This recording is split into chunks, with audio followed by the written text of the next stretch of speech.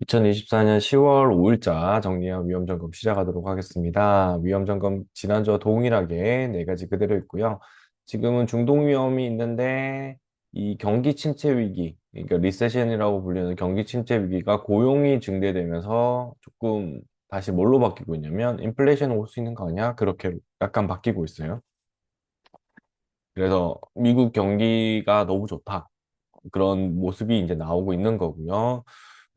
그런데 우리나라는 삼성전자 하이닉스가 힘들어지면서 신용위험 있고, 그 다음에 관련돼 있는 건축, 토목업 다 힘들거든요. 그래서 프로젝트 파이낸싱 같이 있어갖고 제2금융급 위험한 기업. 지금 경기가 사이클로 보고 있었는데, 사이클 밑단이 깨질 수도 있는 그런 시그널이 조금씩 나오고 있어요. 그래서 조심스럽게 봐야 되고, 그다음에 부동산은 중국, 미국 있는데 우리나라도 이제 서서히 다시 들어올 것 같은데, 아, 잘 방어가 돼야 돼요. 대기업 위주라도 혹은 미래 성장 먹거리를 찾아야 이게 대응이 될 거다라고 보시면 되고요. 금리란 미국과 금리 인상 일본의 대결인데, 어, 일본이 또 한을 가지고 약간 장난을 치는 것 같아요. 그러면은 이제 이 부분에 따라서 조금은 시장이 조금 흔들릴 것 같아요. 그러니까 올라가야 되는데 올라가는 타임이 안 올라가고 왔다 갔다 하면서 툭 올라가는 그런 모습이 나오지 않을까. 그게 보이고 있는 것 같습니다. CDS는 31에서 32 그대로 동일하고요.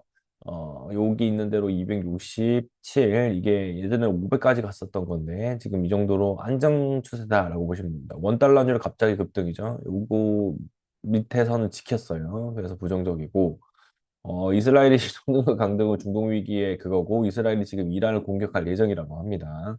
이게 시장에는 그렇게 좋지 않은 상태라고 보시면 되고, A등급 회사채도 한 방에 못 갈 수 있다는 거, 이거 조심해야 됩니다. 이게 일어나는 게 서프라임 모기지 사태였고요. 우리나라는 지금 그 상황에 놓여 있다라고 보시면 됩니다.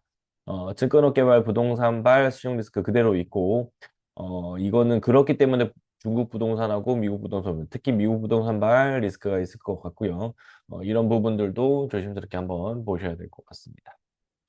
자, 저축은행 하반기 조달 부담 가능성이 증대된다. 이 말이 뭐냐면은 결국에는 금리가 떨어지고 금리가 떨어지면 예대 금리에서 예금 금리가 낮아지면은 이제 저축량이 줄 수 있어요. 그런 부분들이 있다라고 보시면 되고, 대출은 증가되고 있고 그 상황이 시장에 그대로 남아 있습니다.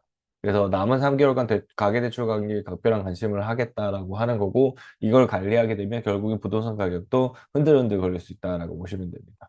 저축은행에서 공경매라고 하는, 경공매라고 하는 프로젝트 파이낸싱의 위험을 이제 해소하는 전략이 이제 조금씩 나오고는 있는 것 같은데, 실행에 옮기고 있는 상태에서 터지면 안 된다. 그렇게 보시면 될 것 같고요. 밑에 있는 거 연결됩니다. 시행사, 건설사가 둘 다 동맥경화이기 때문에 아무나 지금 대응이 불가능한 거고, 그다음에 카드론에서 역대 최악의 상태가 잘 발생할 것 같다라고 봅니다. 카드사도 힘들어지고 있다라고 보시면 됩니다.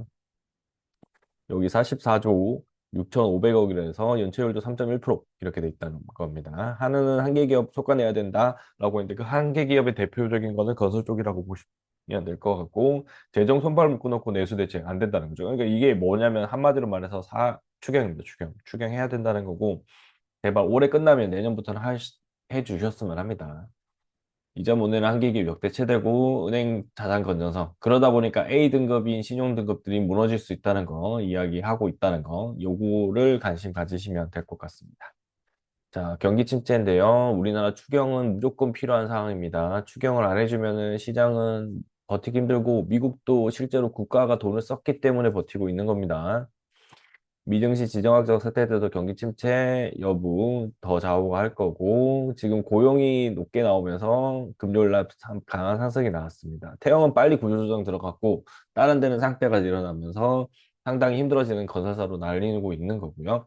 경기 침체로 황금연휴에 관광산업은 냉랭하다. 중국 같은 경우에 돈이 회전이 안 되면 당연히 관광산업은 그냥 죽어버릴 수가 없습니다. 그러니까 지근거리에, 요즘에 단어 중에 하나가 스테이케이션이라고 합니다. 집 근방에서 돌아다닐 공간으로, 어, 베케이션인데 스테이입니다. 집에서 집 인근에 여행을 다닌다. 그렇게 보시면 될 것 같고, 그런 게 경기 침체 시그널이다라고 보시면 될 것 같습니다. 자, 그 다음에 미국 금리 나와 일본 금리 인상 시작이고요. 여기는 0.5로 5%로 이제 나와서 숨통은 좀 트였어요. 우리나라가 금리 인하를 바로 못할 거고 우리나라 밑으로 내려올 때 한 4% 됐을 때는 조금 내려갈까 하나 아니면 안 내려갈 것 같고요. 지금 이게 지금 한동안 길면 1년은 넘게 갈 수 있는 시그널이 고용 지표가 너무 대박으로 나와가지고 미국이 이게 상당히 위험한 상황이라고 보시면 될 것 같습니다. 미 연준은 미국 경제는 견고하고 추가 금리 인하 궤도에 위에 있다라고 되어 있는데 이게 0.5가 아니다라고는 이야기를 계속 이야기하고 있어요. 왜냐하면 금리 인하 서두르면 인플레이션이 올라가거든요. 그리고 3% 갔을 때는 이제 더 안 내려올 수 있어요. 경제 위기가 오기 전까지. 그렇게 보시면 됩니다. 그래서 사실상 지금 금리에 익숙해진 사람들을 조금씩 숨통 튀어주는 식으로 풀어줄 거거든요. 그러니까 한 방에 바로 금리 인하 간다고 생각하면 안 돼요. 그래서 3.5 이하에서 금리 인하가 세게 내려올 때가 우리가 진정 투자할 때고 지금은 박스권 트레이드로 해서 우상향하는 박스권, 이 박스권이에요. 이 박스권 안에 가는 거고 지금 하단에 있기 때문에 다시 박스권을 가겠지만 이거를 강하게 돌파하지 않기 때문에 여러분의 종목들에 대해서도 박스권 트레이드가 더 중요하다. 이렇게 봐주시면 될 것 같습니다. 자, 상하이 등 부동산 살리기 총령이고, 알상하의 주택금리 대출이나, 그 다음에 이거에 대한 특히 테크주 관련돼서 중국이 조금 규제를 풀겠다. 그런 시그널이 나오면서 많이 상승했어요. 급등이라서 저는 좀 많이 정리를 했어요. 이제 한 20만 원 이내로 가지고 있는 거고요. 300만 원에서 20만 원이니까 몇 프로 정도 되냐면 한 6%, 5%, 그 정도만 가지고 있는 거고, 향후 요거 조정받으면은 조정받은 선에서 이제 우상향 차트 그릴 것 같거든요. 거기서 추가 매수해서 시장 대응 한번 해보도록 하겠습니다. 부동산 부양책에서 거래 폭발해서 긍정적이었다라는 게 나오는 거고, 그 다음에 서울 부동산이 미국 주식보다 우세한 이유 이게 부정적입니다. 이거는 믿으시면 안 될 것 같고 이거는 서울 부동산 전부 다가 그런 게 아니라 강남 등 어, 인기를 끄는 지역의 부동산이라고 보시면 됩니다. 미국 주택가치 35조 원이고요. 역대 최고 자산인데 미국은 경기가 좋죠. 그 상황이라고 보시면 되고 미국 부동산 투자도 학군 불패다라고 얘기 나오는데 학군에 대해서는 사람이 줄면은 떨어질 거예요. 결국은 사람의 그러니까 출생 수가 큰 영향을 미칠 거다. 그렇게 보시면 될 것 같습니다. 해외 부동산 부실 위기 소식 올려 있고 레고랜드 악몽도 손실 올 수 있다는 거 그런 내용들이 나올 수 있기 때문에 해외에 대한 특히 미국 상업용 부동산으로 투자되어 있는 자산에 대한 투자는 진짜 조심스럽게 시장 접근이 필요하다. 그렇게 보시면 될 것 같습니다. 그다음에 삼성전자는 지금 이렇게 하락한 게 삼성전자 SK는 약간의 구조조정이 일어나고 있어요. 그러니까 이 대기업들이 확대 재정에서 투자를 하는 게 있었다면은 지금 경기가 너무 이상해지고 우리한테 불리한 반도체 시장이 되면서 상당히 힘들어지고 있거든요. 중국이 미국에 있는 엔비디아 수입을 금지하고 있고 미국은 중국 거 수입 금지하고 자재 납품을 금지하고 있으니까 이 경쟁에 지금 고래 싸움에 새우등이 터지고 있다. 이렇게 봐주시면 될 것 같습니다. 그다음에 환율급도 국채금리 급락이고요. 중동위험 고조인데 비트코인 떨어진다는 게 물음표죠. 실제로 누가 이 수혜를 다 들고 가냐면 금입니다.